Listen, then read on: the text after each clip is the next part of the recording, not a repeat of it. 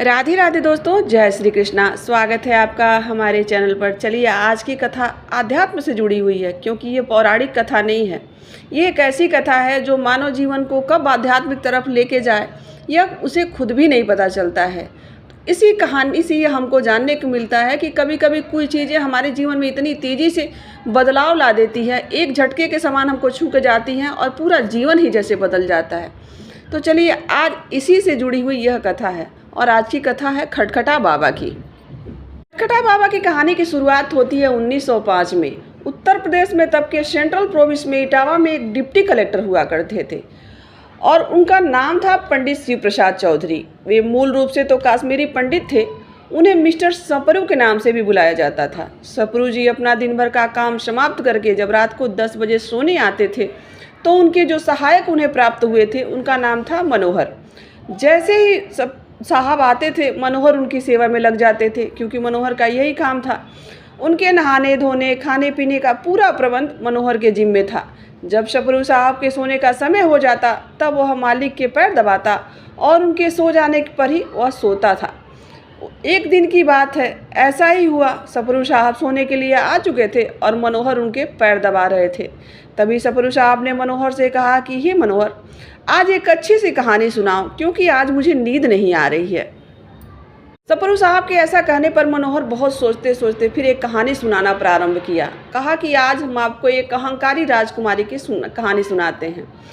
एक भव्य राज में एक अहंकारी राजकुमारी रहती थी। उसकी बहुत सारी दासियाँ थी। सभी दासियाँ पूरी सतर्कता के साथ उस राजकुमारी का कार्य करती थी। उसी एक खास दासी थी जो उसके बिस्तर को प्रतिदिन साफ सुथरा करती, उसे सजाती और उस पर इत्र लगाती थी। साथ ही प्रतिदिन वह राजकुमारी के कमरे को सुंदर रूप से सजाती थी। और परंतु एक दिन की बात है कि नगर में बहुत बड़े उत्सव का आयोजन हुआ था और सभी दासियों के पास बहुत सारे काम थे, क्योंकि सुबह से लेकर रात्रि तक वह कार्य करती करती थक चुकी थी। जो उसकी दासी थी जो बिस्तर सजाती थी, उसके पास भी बहुत सारे कार्य थे, परंतु उसने अपना सभी कार्य समाप्त करके और फिर राजकुमारी के कक्ष में वह जाती है और राजकुमारी के कक्ष को बहुत अच्छे से सजाती है, सुंदर से इत्र वत्र लगाती है। लेकिन वह इतनी थक चुकी थी, उस बिस्तर को देखकर उसे लगा कि क्यों न मैं आज राजकुमारी के बिस्तर पर थोड़ा सर रख कर देखूँ कि इस बिस्तर पर कितना आराम मिलता है। फिर क्या था, वो बिना सोचे समझे थोड़ी देर के लिए उस पर सर रखी और उसको इतनी थकान थी कि उसे कब निद्रा आ गई उसे पता ही नहीं चला और वह उसी बिस्तर पर सो गई। मनोहर सपरू महाराज से कहता है कि हे साहब, जैसे ही वह दासी उस पर सोई तभी तत्काल वहाँ पर राजकुमारी आ जाती है और राजकुमारी को एक दासी को अपने बिस्तर पे सोए देखकर उसे बहुत क्रोध आता है और उसके अहंकार को ठेस पहुँचती है। वह जोर से चिल्लाती है दासी पर कि मेरे बिस्तर पर कोई दासी कैसे सो सकती है? तेरी इतनी औकात कि तू मेरे बिस्तर पर सोई? तुझ जैसी को मैं अपने कमरे में आने देती हूँ वही पर्याप्त है, और तूने मेरे बिस्तर पर अपने नीच गंदे शरीर को रख दिया। तेरा इतना दुस्साहस, तुझे 60 कोड़े मारे जाएंगे। राजकुमारी ने तत्काल उसे सजा सुना दी। राजकुमारी के द्वारा ऐसी सजा दी जाने के बाद दासी जोर जोर से रोने लगी और राजकुमारी का पैर उसने पकड़ लिया और अपनी जीवन दान मांगने लगी। बोली, हे राजकुमारी, मैं 60 कोड़ों का दर्द नहीं बर्दाश्त कर पाऊंगी, मुझे माफ़ कर दीजिए, मुझसे गलती हो गई। परंतु आप मुझे गलत समझ रही हैं। मेरी नींद लग गई, मुझे गलती से वहाँ सोना, मेरे यहाँ सोने की कोई मनसा नहीं थी। मुझसे यह अपराध गलती से हो गया है, मुझे माफ़ कर दीजिए। परंतु राजकुमारी ने अहंकार में इतना क्रोध था और उसके क्रोध की वजह से उसकी क्रोधाग्नि इतनी जल चुकी थी कि वह कोई भी बात सुनने को तैयार नहीं थी और दासी को अपराध स्वरूप कोड़े मारने प्रारंभ कर दिए गए।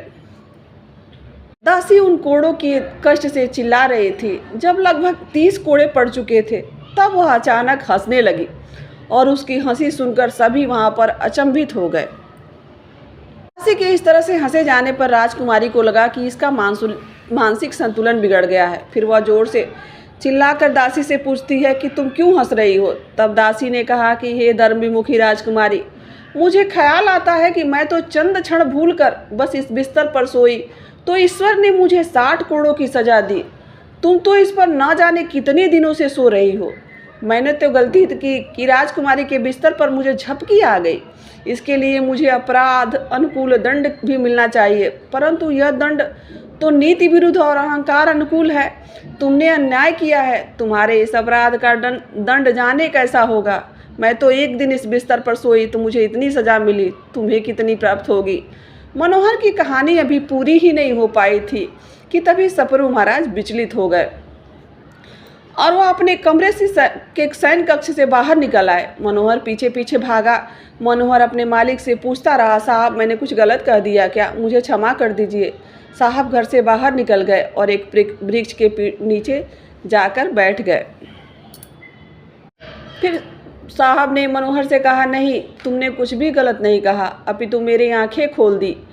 मैं यह क्या कर रहा था अपने जीवन में। अब तक मैंने भी तो उन्हीं चाकरों में से हूँ जो मानवता विरुद्ध नीति पर चल रहा था। मैं अपने भारत में अधिकारी होने के तहत जो काम कर रहा था, अपने ही लोगों को मैंने जो दंड दिया है वह अपराध से भी दुगुना होता था।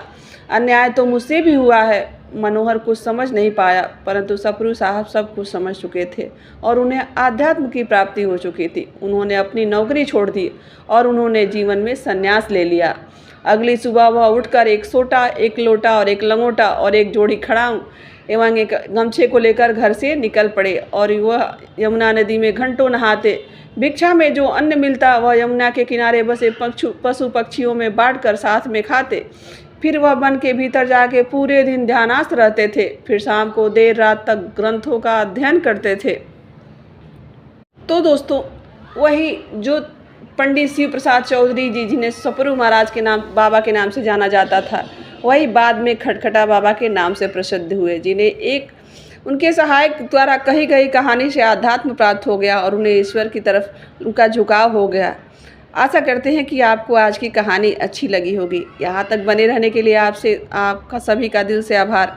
मिलते हैं किसी ऐसी कहानी, कथा और जानकारी के साथ। आज के लिए बस इतना ही। राधे राधे, जय श्री कृष्णा।